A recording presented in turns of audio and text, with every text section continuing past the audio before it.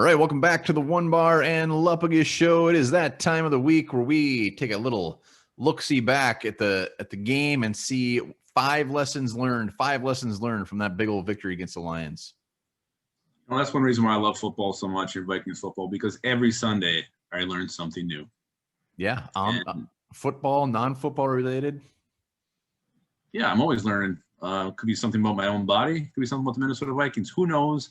But I always get a little bit smarter after the game ticks down to 0-0-0. Especially when there's a win. There's always things to learn. So we're going to talk about five things. Before we get into that, remember, subscribe to the One Bar and Lupagus show. Like the videos, baby. We're here every day talking Vikings. Woo! All right. Sometimes maybe more than you want us to be. All right, let's go in no particular order. Let's start with the shit. Let's start with special teams coverage. What the hell was that? 2 block punts?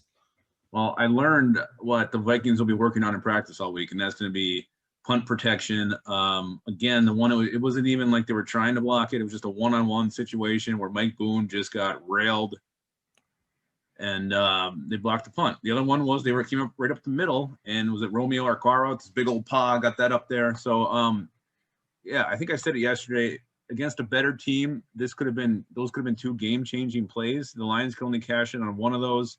You cannot push to the playoffs if you're going to have such shitty protection on your punts. Yeah, that was just odd. I mean, I can't think of the last time I even watched any game where there was 2 block punts, maybe high school. That was very weird. And again, we talked about it yesterday, but when Colquitt just went like this while the ball was still next to him, he didn't even bother trying to pick it up. He was just so flabbergasted. Yeah, that's something they just need to nip in the damn bud.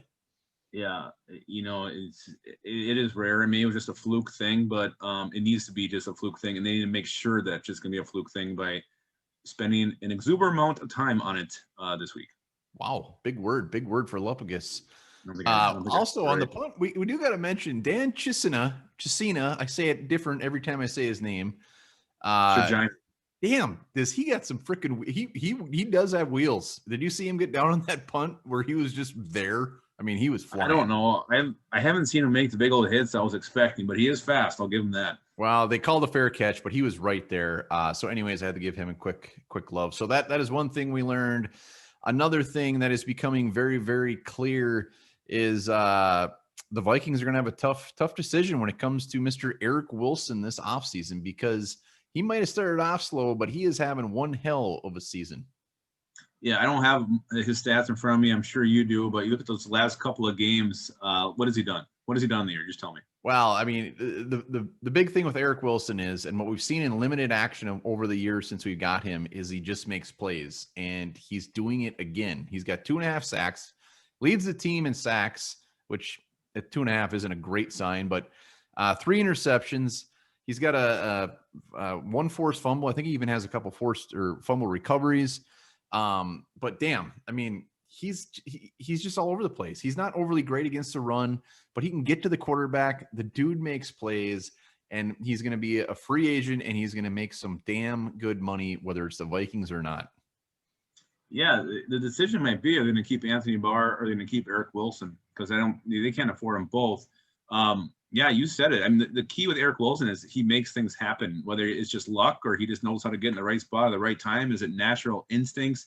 I always called him the Tom Johnson of the linebacking core, because Tom Johnson was the same way. Limited plays, but every time either force a fumble, get a sack, something good would happen when Tom Johnson was out there. And that's the way Eric Kendricks has been. Eric Wilson. You like to see him maybe a little more consistent game to game with his amount of tackles and everything, but it's those splash plays, those game-changing plays that he just has a knack for. Yeah, and I think when all is said and done, this is going to be an easy one. I think it will be, if they got to choose between Wilson and Barr. I mean, Wilson, I think he just turned 26. I'll have to look, but that seems like a no-brainer to me. But we'll see. We'll see what kind of money he commands or money he wants, and see if it's worth it. Yeah, it could be. But it's definitely going to be a talker. He's earned that. And I know Troy Dye's only played 2 games, but he hasn't shown much at this point. So if he was maybe showing a little bit something more than just 1 tackle and 4 tackles in his 2 games, you'd maybe feel a little better having 2 young guys, and that could swing it in Wilson's favor. But we'll see what happens with Dye moving forward. All right. Next one, we dabbled in this one last week, but it seems like it just might be confirmed. And it seems like the recipe for success is less of Mr. Kirk Cousins. Yeah, it's turning him into the game manager. No need to take shots down the field. They did it once on Sunday. It didn't really work. I think Kirk Cousins overthrew him or something was goofy there. Just make the throws you got to make, whether it's Justin Jefferson on a 12-yard gain to move the chains, Kyle Rudolph, safe, easy throws. Cousins can put the ball where it needs to be. Don't put the game on his shoulders right now. You put the game on Delvin Cook's shoulders because it's proven – when the game's on his shoulders, Vikings win football games. Yeah, and he might be kind of game managing, but he's doing pretty damn good at the game managing. I mean, 200 yards, 3 touchdowns, no picks. That's a hell of a game manager. So he over the last 2 games, he says 34 pass attempts. That is less than the Atlanta game alone, and we know how the Atlanta game went. So hopefully against the Bears, we can get Dalvin Cook going against that good defense on prime time and just let Kirk Cousins maybe just be in the shadows there. Hey, that's fine. Kirk Cousins has not had some good games against the Bears since he joined the Vikings. So I think the less throws for Kirk on Monday night, the better out the Vikings will be. All right. Speaking of the Vikings coming off a win, I think it's actually I think it's safe to say or safe to start talking that the Vikings might have a teeny weeny chance at the playoffs. They're only 2 games out right now. They don't have a teeny weeny. I'll tell you that right now. Big old hog on that Viking. Yeah, you look at the schedule coming up. The Bears game is going to be tough. I can't believe the Vikings are favored. That was shocking to me. But you win this one. You got Dallas and Jacksonville, and I'm not going to say those are gimme wins when you are a 3-5 team that got your ass beat by the Atlanta Falcons. But you win those games, suddenly you got a winning record on your hands. And I will take this team at 6-5 going away the rest of the season, and I like their chances at that point. Yeah, and the Bears, I mean, it's not a must-win like mathematically, but they got to win that game. I mean, they still have the Saints, they got the Bucks. Yes, they got some easy games, but they got to beat the Bears. It has to happen. Well, and the thing you like to see is this team is starting to come together, is starting to gel. The O-lines come together, the young cornerbacks. I know there's different faces every week, but they're playing better. It's like maybe what Zimmer's been finally telling them all season is starting to sink in, especially with Jeff Gladney. And then you see just even the D-lines making some more plays, the linebackers getting back there, Harrison Smith's. This team is starting to peak at the right time. So if they can continue to get better each week, I think their chances are pretty good that they could actually make the playoffs. There's an extra spot this year, and who would have thought we'd be talking about this after just 2 weeks ago? Well, we should enjoy it while it lasts. We'll see what happens. And speaking of gel, in high school, did you use gel product, or were you more of a hairspray fella, or just all natural? I think I actually might have been all natural. 3rd grade, I had this really gross green gel that would leave green chunks in my hair, and people made fun of me. Sounds like it might have been sunscreen. I don't know what it was. I don't think you're using the right item. I think it was mentholatum or vapor rub. All right, final number 5, the 5th thing we learned. Hot shit, Dalvin Cook. I mean, this guy, he is in the running for the NFL MVP right now. You can't deny that.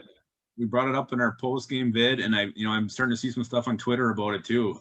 He has to be. This guy is just insane right now. He's not only the best back in the NFL, he's arguably the best player right now. What he can do just with a tiny little crease, this guy can literally stop and then go full speed within 2 steps. You don't see anybody who can do that. How fast, how quick he is. It's just unfair. He's just so much faster than everybody chasing him. He's tough. He's physical. He's just a complete back. And, Alexander Madison's a good running back. Dalvin Cook is just light years ahead of him.